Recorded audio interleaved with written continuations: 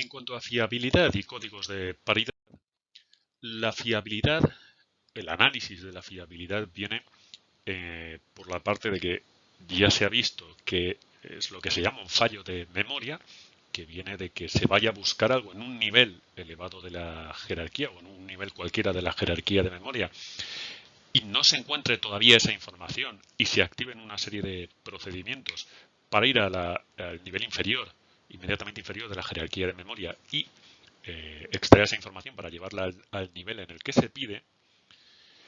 Si bien eso es un fallo, un error de memoria responde a un problema de funcionamiento. Y un problema de funcionamiento puede ser debido a un error permanente, que es un defecto físico de la memoria que hace que determinada celda no funcione correctamente o determinadas celdas no funcionen y por lo tanto esa información ya no está accesible o esa zona de memoria no es utilizable. Y luego también hay la aparición de errores transitorios. Estos eventos pueden aparecer por diferentes problemas. Ahí se comentan algunos de ellos: problemas de fuente de alimentación, impacto de partículas alfa a la que todos estamos sometidos, y dado que puede ocurrir que no haya un aislamiento razonable, se puede alterar información.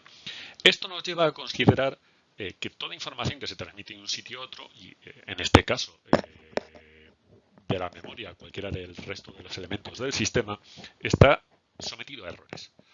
Entonces, una forma de resolver este problema es utilizar códigos de corrección de errores, códigos de detección de errores, que en su caso pueden ser también de corrección. Esto consiste en añadir una información adicional que se llama redundancia al mensaje original, y esto se hace a través normalmente de una ley matemática. Entonces, el emisor envía unos datos D con una redundancia R. Y el receptor recibe unos datos D'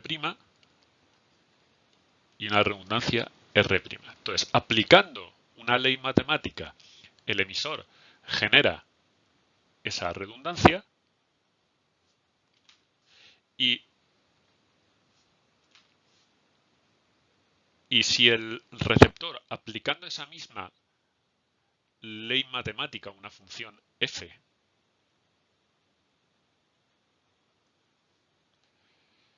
obtiene el mismo resultado, entonces sabrá que la información ha llegado correctamente. Si no, sabrá como mínimo que hay algún error. Una de las formas más simples de detectar errores es utilizar códigos de paridad.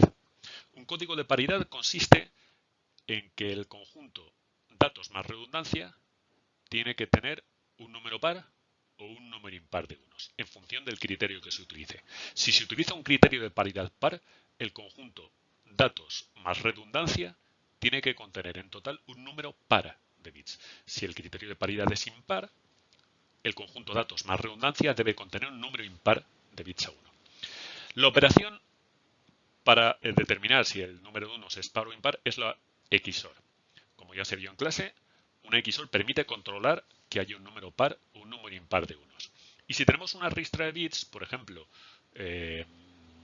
1, 0, 1, 1, pues 1 XOR 0, XOR 1, XOR 1 es igual a 1 XOR 0 sale 1, y ahora nos quedaría 1 XOR 1, XOR 1.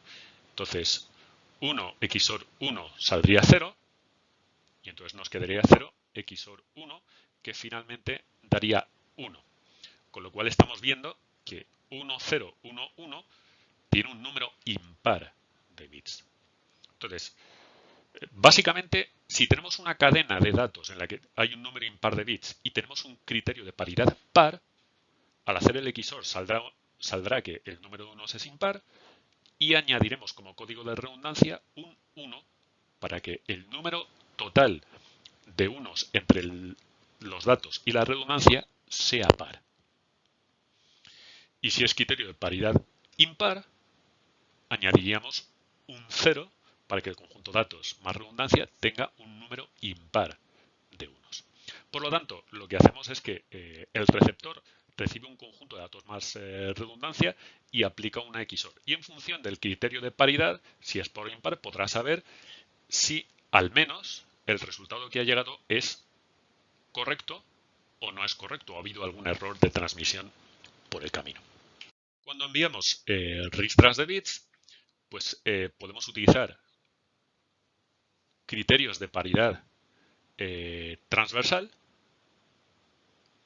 con lo cual para cada dato tendríamos un bit, o podemos usar criterios de paridad longitudinal, con lo cual para cada columna del conjunto de datos que enviamos tendríamos un bit de paridad.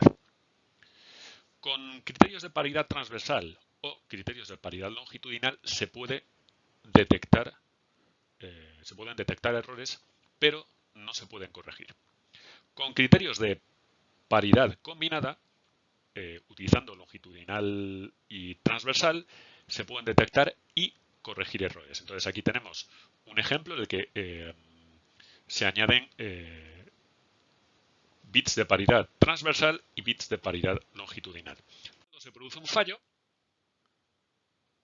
a través de todas las redundancias, haciendo las XOR por filas y por columnas, podremos determinar dónde se ha producido el fallo, es decir, podremos detectar el fallo y además podremos corregirlo. Los criterios de paridad son muy simples, simplemente ilustrativos de cómo se hacen este tipo de operaciones, pero son muy simples porque tienen el problema de que si hay un número par de errores, pues es posible que pasen desapercibidos. Por lo tanto, perderíamos la capacidad de detección. En cualquier caso, lo que tiene que quedar es la filosofía de enviar un código de redundancia para un conjunto de datos. Y mediante una ley matemática poder comprobar en el destino si la recepción de los datos es correcta o ha habido algún error de transmisión.